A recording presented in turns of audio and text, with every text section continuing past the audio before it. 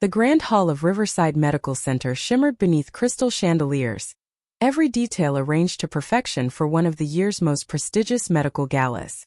Hundreds of doctors, executives, and administrators filled the linen-covered tables, raising champagne glasses as they celebrated the night's honorees.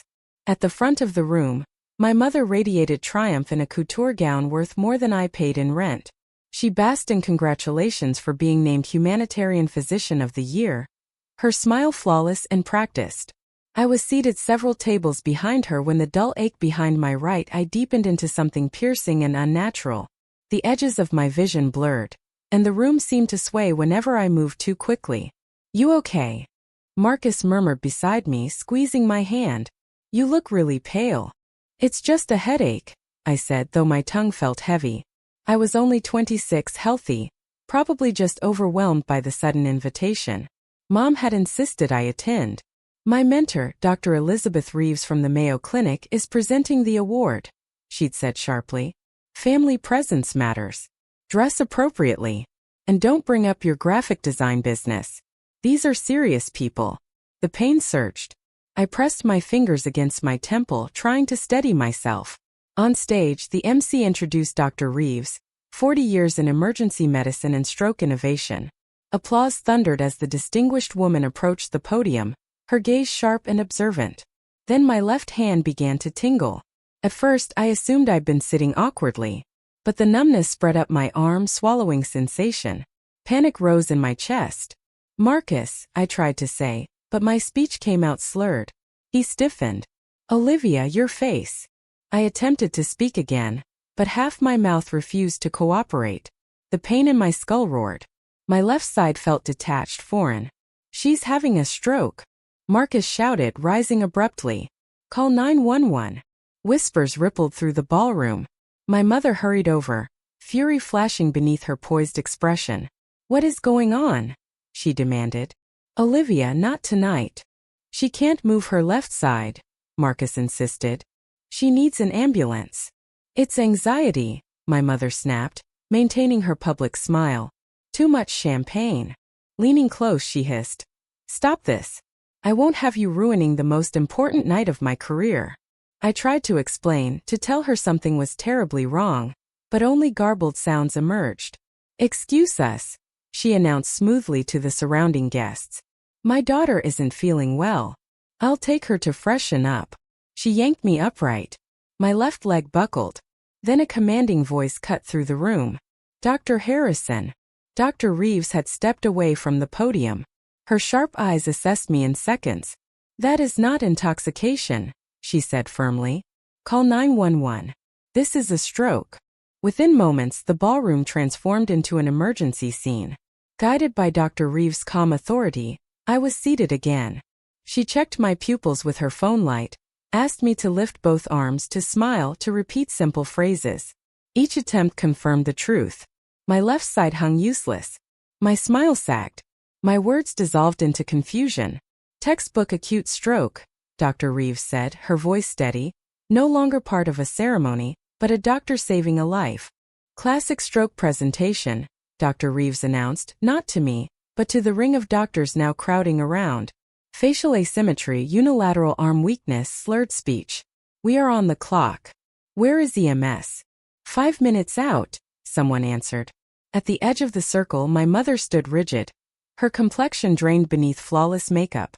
"She's 26. People her age don't have strokes. She was perfectly fine earlier." "They absolutely can," Dr. Reeves replied sharply. "Less common, yes. Impossible. No, particularly with underlying abnormalities." Her gaze locked on my mother. "Dr. Harrison, have you reviewed her medical history? Any risk factors? Congenital conditions?" The pause that followed was damning. "Dr. Harrison? She's always exaggerated minor symptoms," my mother said stiffly. "I assumed." "You assumed." Dr. Reeves' voice was ice-edged. "While she displayed unmistakable neurological deficits, you assumed theatrics." Murmurs stirred among the physicians. "I suspect you were more focused on your ceremony than on the patient in crisis directly in front of you," Dr. Reeves added, disappointment evident. The paramedics burst in moments later. Equipment snapped open, voices clipped and efficient. Dr. Reeves delivered a concise report, ensuring no second was wasted. As they secured me onto the stretcher, she called out, "I'm accompanying her. Alert neurology, possible hemorrhagic stroke." My mother stepped forward, but Dr. Reeves blocked her path. "Dr. Harrison, remain here. Accept your award. That appears to be your priority." The word struck harder than any shout. My mother's composure faltered. "Elizabeth, please. I will see that your daughter receives appropriate care," Dr. Reeves said coolly. "We will address the rest later." Imaging confirmed the worst. A hemorrhagic stroke. A hidden arteriovenous malformation. An abnormal tangle of vessels I never knew existed had ruptured, bleeding into my brain. Neurosurgeons operated for 6 relentless hours, relieving pressure and repairing the rupture. I regained consciousness 3 days later. My head was bandaged, my left side weak but responsive. Dr. Reeves sat beside my bed reviewing my chart. "You're at University Hospital," she said gently when I focused on her. "You experienced a hemorrhagic stroke caused by an AVM rupture. Surgery was successful, but recovery will take time." My speech was slow, thick. "Mom." Her expression shifted, subtle but unmistakable. "She's been informed. She visited once." She closed the chart. "Olivia, I need to be candid. What occurred at that ceremony was a profound lapse in medical responsibility. As both physician and parent, your mother had an obligation to act immediately. Instead, she dismissed your symptoms and delayed care." The weight of that truth pressed down on me. The ceremony was halted. "I left with you." Many attendees followed. The award presentation was suspended. She paused. "Your mother did not receive the honor. The board is reevaluating her candidacy." "Because of me?" I asked faintly. "Because of her decisions," Dr. Reeves corrected. "In stroke care we say time is brain. Every delayed minute costs neural tissue. Ignoring your symptoms wasn't a simple mistake. It constituted negligence." My right hand tightened in the sheets. She thought I was being dramatic. "Yes," Dr. Reeves said quietly. She chose disbelief because accepting the truth would have disrupted her evening. Marcus appeared then, relief flooding his face. He reached my bedside, gripping my good hand. "You're awake." "Thank God."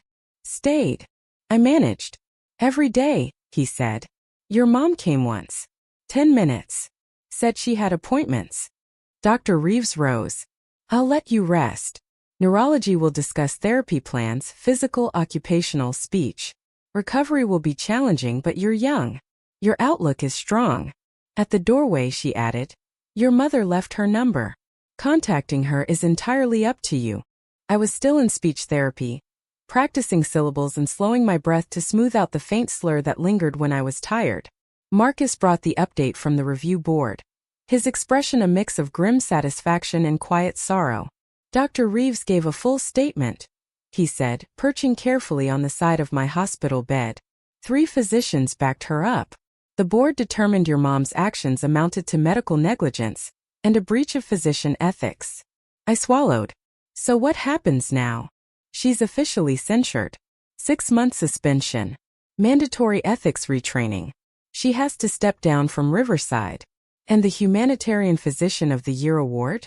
Revoked. It's being given to Dr. Reeves instead." I expected to feel victorious.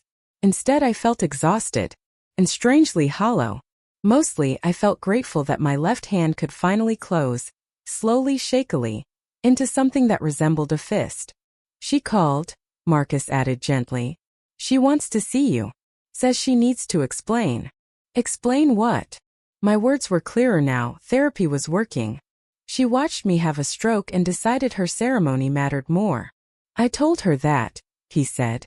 "But she's still your mother. If you want to see her, I'll stay. If you don't, I'll handle it." I studied the rehab schedule taped to the wall. Weeks more therapy. Months maybe before I'd know how much function would fully return. Time is brain. If she hadn't delayed, would recovery be easier? Would less of me have been lost? "I'm not ready," I said finally. "Right now, getting stronger is the only thing that matters." Marcus nodded. "Then that's our focus." 3 months later, I stood in Dr. Reeves's office at the Mayo Clinic. My left hand was weaker than before the stroke, but steady enough. My speech only faltered when fatigue crept in. She had invited me to attend her award presentation, an intimate ceremony this time. Quiet, respectful. "How are you holding up?" she asked, motioning for me to sit. "About 90% back," I said. "The rest might take years, or might not return at all." I flexed my fingers, a motion that once felt impossible. "But I'm alive and functioning because you stepped in. You survived because you worked for it," she replied. "I only did what any physician should do, recognize an emergency and act." She hesitated. "Your mother has contacted me repeatedly. She wants to apologize." "Good," I said calmly. "Maybe next time she'll listen when someone says something's wrong. She's lost her position, her standing, much of what she built." "And I nearly lost my life," I answered. "My voice, my independence, because she chose convenience over care." Dr. Reeves gave a small, solemn nod. "She understands that now. Whether that matters is up to you." My phone buzzed again in my pocket. Another message from my mother. I hadn't opened any of them. "I'm not there yet," I said. "Maybe one day. For now I'm moving forward. I've started taking design commissions again. My clients care about my work, not about a slight tremor." "As they should," she said warmly. "Your talent was never in question."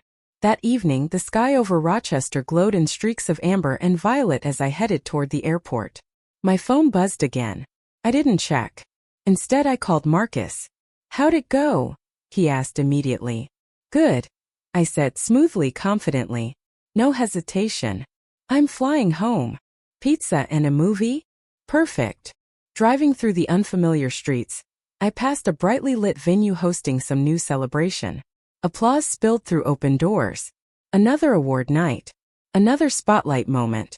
My left hand rested on the steering wheel, fingers curved firmly around it. Not as strong as before. Not flawless, but strong enough. The award my mother lost now sat in the office of the doctor who had earned it. And I was heading home. Alive, healing, and surrounded by people who had chosen to listen when it mattered most. My phone buzzed again. I let it. There would be time, maybe, for conversations later. But not yet.